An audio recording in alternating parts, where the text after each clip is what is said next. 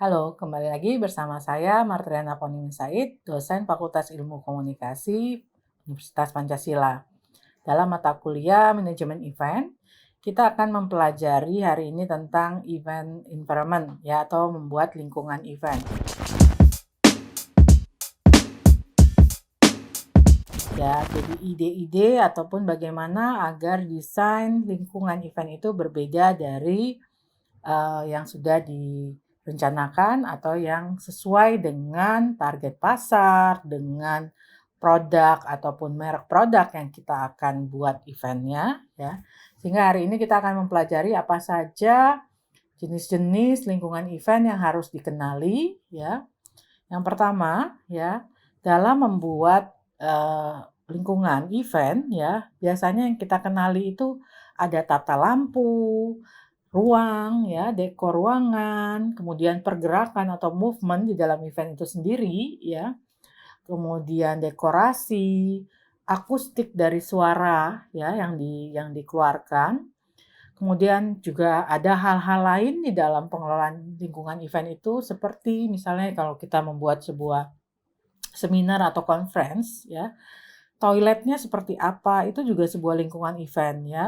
Foyer atau penerimaan, tamu, ya, itu seperti apa, kalau antriannya terlalu panjang itu berarti bikin orang marah gitu ya, kesal ketika misalnya antrian terlalu panjang, tidak dibagi berdasarkan kategori, ya, itu semua adalah lingkungan event yang bisa, membuat pengunjung atau tamu atau undangan itu, membawa pengalaman atau perasaan yang positif yang harus kita kelola, ya. Ada juga red carpet ya, kalau kita lihat acara-acara di televisi biasanya kalau penghargaan tertentu ada namanya red carpet ya, karpet merah itu ada backdrop untuk para selebriti atau undangan VIP untuk berfoto dan lainnya.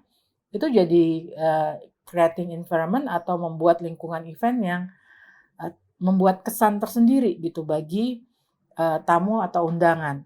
Bahkan kalau tadi kita, konsepnya adalah untuk perusahaan atau untuk, sebuah event, korporat, sekarang event-event seperti pernikahan ya, personal, pernikahan, ulang tahun, pertunangan, dan lainnya itu juga menggunakan konsep-konsep dasar dalam lingkungan event seperti ini. Ada kekhasan, ada ciri-ciri yang membuat orang terkesan.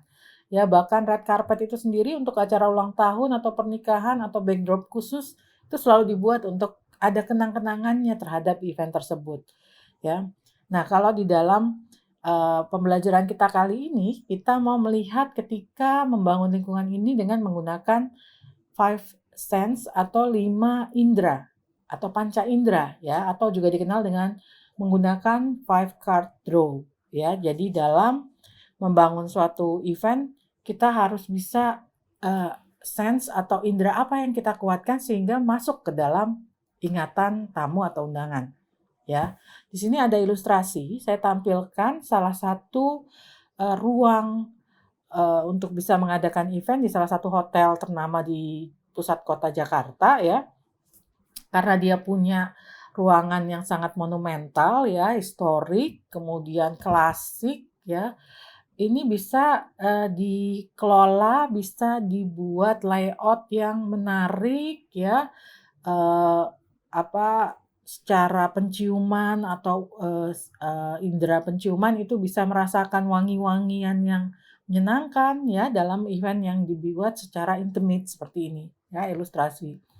Nah, jadi di sini ketika hadir akhirnya pengunjung atau tamu itu akan ngerasa nyaman, senang gitu ya, dan tidak bisa melupakan event tersebut. Nah, itu kesuksesan bagi si pengelola event. Oke, kita masuk ke sensory audit and plan ya. Jadi ketika kita merencanakan gitu event yang yang menggunakan sensory ini, ada audit dan plan-nya. Yang pertama adalah kita bisa gunakan focus group discussion ya untuk menentukan kita stimuli utama apa yang kita mau gunakan kepada tamu atau undangan. Ya, jadi misalnya tadi di acara di Ramayana Teras tersebut kita mau bau-bauan melati atau bau buah-buahan, itu bisa ya kita kita cari apa stimuli utamanya yang kita mau angkat sehingga memasuki indera sensory tamu dengan sangat berkesan gitu ya. Kemudian kita bisa identifikasi kemungkinan alergi atau bisa menyebabkan iritasi dari sensor yang kita buat. Misalnya tadi ya, ada mungkin orang yang alergi terhadap bau mawar ya, dia bersin-bersin. Nah ini kita harus lihat dulu identifikasi, adakah tamu atau undangan yang alergi? Ya, ini cara kita untuk mengauditnya, untuk merencanakannya.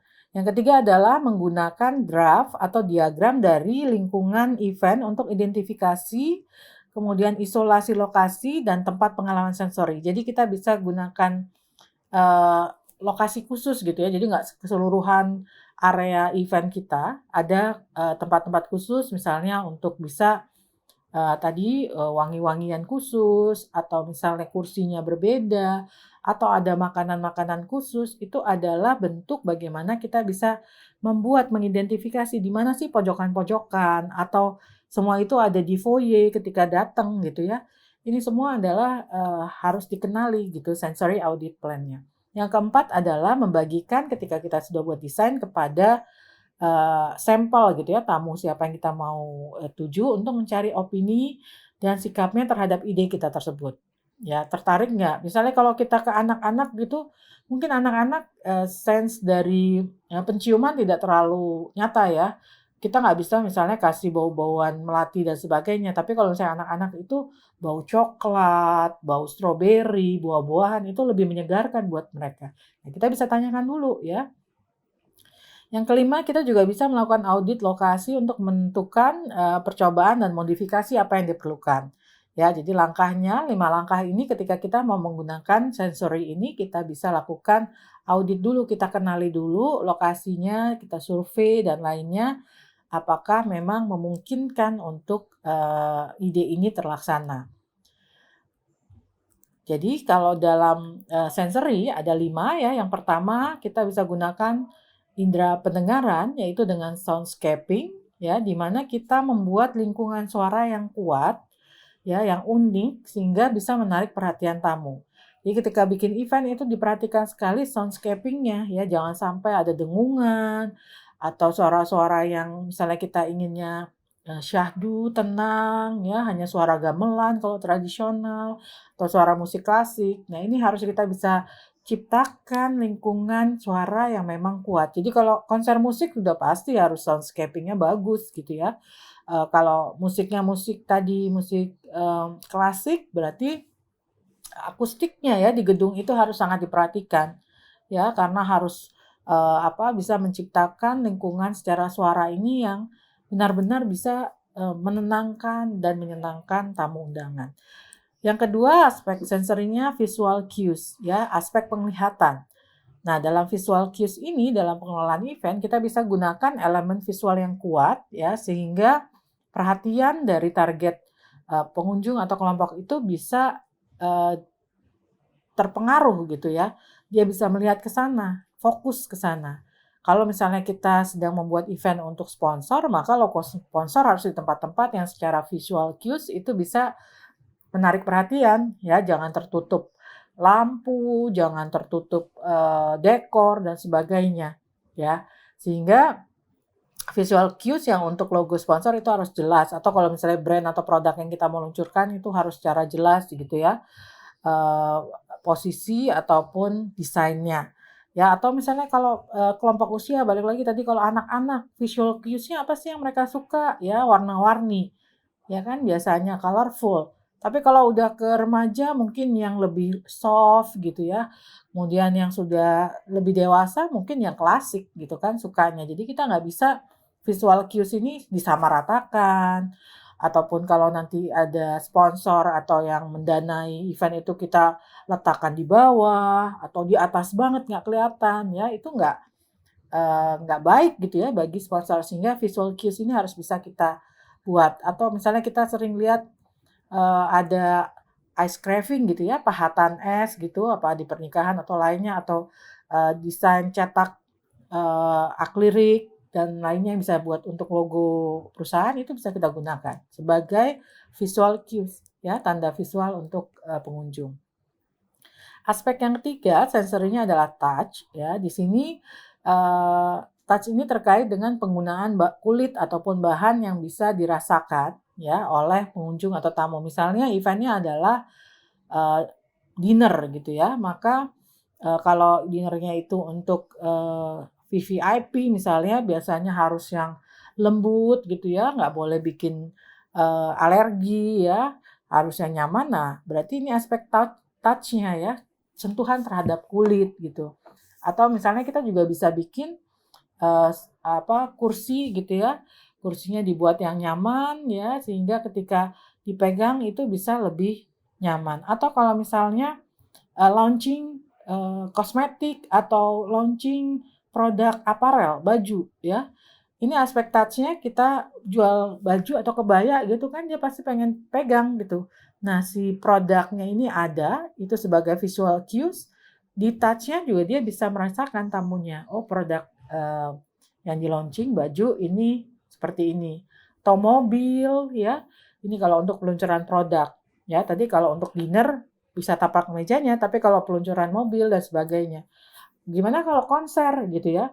Konser musik misalnya, ya kita harus perhatikan yang festival yang duduk ya atau yang biasanya kalau konser musik klasik itu ada yang di bawah, ada yang VIP di atas. Kursi-kursinya seperti apa ya atau kemudian karpetnya gitu ya karena itu bersentuhan langsung dengan kulit. Kemudian yang keempat adalah tadi wewangian ya, smell. Ya, di sini biasanya kita bisa menciptakan sebuah pengalaman yang berbeda dengan menggunakan pengharum atau wewangian tertentu di dalam event kita. Tadi kalau ilustrasi pertama saya tampilkan di Ramayana Teras tersebut, ada lilin-lilin wangi, ada bunga-bunga. Ini akan bisa menciptakan sebuah tadi perasaan nyaman ya. Karena kan aromaterapi itu bisa membuat secara psikologis seseorang merasa jadi nyaman, jadi tenang gitu ya. Nah, tapi juga tadi ya bawa makanan, buah-buahan ya misalnya kita bikin event peluncuran produk eee eee, food and beverage gitu ya, makanan dan minuman tentunya aroma makanannya misalnya roti atau cake dan lainnya itu bisa dirasakan langsung oleh pengunjung gitu ya. Coba kalian pernah misalnya ke sebuah mall gitu ada aroma makanan di restoran tertentu gitu ya, ayam goreng ataupun roti ya, itu bisa bisa menciptakan pengalaman menyenangkan ketika ke suatu lokasi. Ini sama ketika kita mengadakan sebuah event ya yang menggunakan aspek wangi tertentu. Kemudian dengan taste ya atau pengecapan gitu di lidah. Nah, ini event kita bisa gunakan ketika misalnya eventnya makan malam ataupun ada makan ya, penyajian makanan, itu bisa kita kaitkan dengan eee, umur ya tadi, kemudian budaya tertentu, gaya hidup tertentu, ya. Jadi misalnya kita bisa bikin tema, misalnya tema Indonesia Timur atau tema Timur Tengah ataupun western, itu semua jadi di menu yang akan disajikan bisa jadi sebuah hal yang baru gitu ya bagi tamu atau undangan dan ini bisa membuat event-nya jadi diingat terus gitu ya oleh pengunjung. Nah, dalam pengaturan lingkungan event kita juga penting untuk mengidentifikasi kebutuhan tamu atau undangan ya, selain tadi 5 senses yang jadi strategi ya kita bikin event, kita juga harus identifikasi kira-kira kebutuhan tamu undangan, kebutuhan khususnya apa sih gitu ya. Kemudian kita bisa hitung secara berat ataupun volume dari ruangan itu ya buat nyaman itu seperti apa ya. Jadi misalnya kapasitas ruangan 500 tapi misalnya kita ingin ada private atau intimate sedikit, kita nggak mungkin 500 itu kita pakai secara penuh gitu ya, misalnya setengah ya atau 3/4 sehingga masih tetap ada ruang gitu bagi, eee, tamu undangan ya. Kemudian juga dari, bentuk, ruangan dan sebagainya itu kita bisa buat. Kemudian faktor keamanan lingkungan itu juga penting. Ya, kadang kita bikin event, apakah itu launching atau event pribadi seperti pernikahan dan lainnya, ternyata di sebuah lokasi yang tidak aman gitu ya. Parkir mobil susah atau tidak aman, itu semua akan menciptakan rasa marah gitu ya, menjengkelkan bagi tamu atau undangan. Sehingga ini penting sekali faktor transportasi, parkir, dan keamanan lingkungan ini Ya tentu mungkin kalian sering, dengar gitu ya, konser-konser musik itu biasanya berakhir beberapa yang rusuh gitu atau pertandingan bola gitu ya, itu kan sebuah event. Kenapa bisa rusuh, kenapa bisa tawuran dan lainnya, biasanya dari faktor keamanannya ini kurang diidentifikasi, kurang dikenali. Berapa jumlah yang akan hadir, berapa jumlah penonton yang akan nekat gitu ya. Itu semua harus diukur sehingga keamanannya berapa. Dalam perhitungan itu semua misalnya satu petugas keamanan maksimal memegang 5 orang, tapi ketika budgetnya nggak cukup, satu keamanan buat 500 orang, ya nggak bakalan bisa deteksi atau bisa, ditangani ya. Jadi harus mengidentifikasi. Kemudian dalam lingkungan event juga penting adalah pengaturan lingkungan event ya, dari pintu masuk tadi juga sudah sedikit saya bicarakan, pengaturan flow tamu, area function ya, apakah tipe-tipe ruangan classroom, teater, atau ballroom. Kemudian ada inovasi site atau sudut-sudut kreativitas tertentu. Kemudian terkait amenities dan furnishing ya, jadi ada hal-hal kecil atau pendukung dari event tersebut seperti mungkin sabun atau pencuci tangan dan lainnya ya, itu jadi bagian dari lingkungan event. Kemudian juga tadi bisa edible centerpiece ya, misalnya kayak patung tadi dan lainnya, dekorasi dan interaktif dekor. Nah, di sini juga kita kenali ya dalam lingkungan event itu ada perbedaan ketika kita membuat event yang sifatnya parade. Ya, kalau tadi mungkin beberapa saya sampaikan contoh itu di ruangan gitu ya atau konser musik. Kalau parade itu kan dia jalan-jalan. Ya, jalan di sebuah jalan raya ya. Ini misalnya contohnya parade bunga gitu ya. Jadi ada pawai, mobil yang bergerak sepanjang 5 kilo atau 10 kilo misalnya ya. Jadi didandanin mobilnya. Nah, parade ini juga harus kita hitung kan, keamanannya seperti apa. Ya, kemudian kalau memang parade bunga berarti harus lebih banyak bunganya. Ya, kalau parade balon berarti harus ada ide-ide tentang balon. Mungkin pernah baca sejarah gitu ya, dalam kegiatan parade ini sempat terjadi beberapa kali misalnya peristiwa-peristiwa yang tidak mengenakan gitu ya, seperti teroris atau penembakan ya kepala negara. Nah, ini yang harus bisa si eventnya sebenarnya juga mengenali.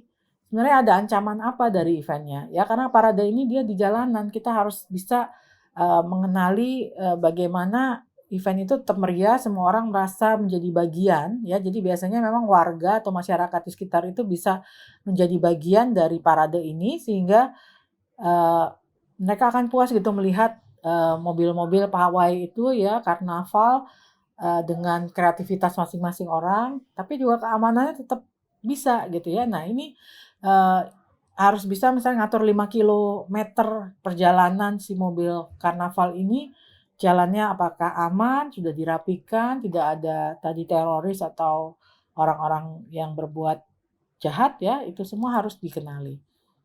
Nah, kemudian juga dalam lingkungan event, yang namanya tematik atau theme event itu juga bagian dari dalam mengelola event. Ya, jadi misalnya tadi kalau New Year Eve ya, tahun baru itu biasanya ada tema-tema tertentu, itu akan terbangun ya lingkungan eventnya. Misalnya temanya Mardi Gras ya, itu misalnya perayaan dengan warna-warni dan lainnya, atau temanya Wild Wild West, itu akan semuanya temanya ya sejalan kan. Tentang koboi, bajunya koboi, perlengkapannya koboi, dekornya koboi, dan sebagainya. Ya, jadi semua ini akan ditentukan tema dan target halayaknya. Kemudian juga dalam mengelola lingkungan event ini penting berpikir atau memikirkan tentang sustainable event management yang terkait dengan isu lingkungan hidup ya. Jadi nggak cuman berpikir eventnya kreatif atau bagus, tapi kita juga berpikir kira-kira event ini bisa sustainable nggak terhadap lingkungan sekitarnya ya. Misalnya kalau menggunakan plastik banyak jadi kotor, itu dibuang kemana? Atau misalnya bunga-bungaan yang langka gitu ya dalam parade bunga, ini isu lingkungan hidupnya gimana? Apakah dia ada tanggung jawab terhadap keberlanjutan dari bunga-bunga yang digunakan misalnya ya. Itu semua juga sekarang jadi isu tersendiri nih dalam pengelolaan event. Ya, kemudian juga ada isu satu lagi adalah tentang budget ya. bahwa tidak semua, budget besar itu maka akan sukses gitu ya. Bahwa kreativitas dan kejutan untuk undangan itu bagian dari, pengalaman dari undangan itu merupakan bagian dari kreativitas ya, ide dari si pengelola, bukan dari budgetnya. Harusnya kita bisa dengan budget berapapun cari ide ya, cari kreativitas. Tadi kalau 5 panca indera itu tadi kita mau angkat, kita cari gitu sehingga mengesankan itu tadi, ya. Jadi tidak hanya berpikir dari budget, kalau budgetnya kecil banget berarti tidak bisa melaksanakan ide-ide, itu juga tidak benar, ya. Jadi demikian, pembelajaran kita hari ini tentang event environment atau lingkungan dari event yang harus kita bangun, ya. Tipsnya apa atau strateginya, ya, penggunaan 5 senses atau panca indera sehingga membuat kesan positif dan menyenangkan atau, meninggalkan pengalaman yang menyenangkan bagi khalayak ya. Semoga bisa dipelajari. Terima kasih, sampai bertemu lagi.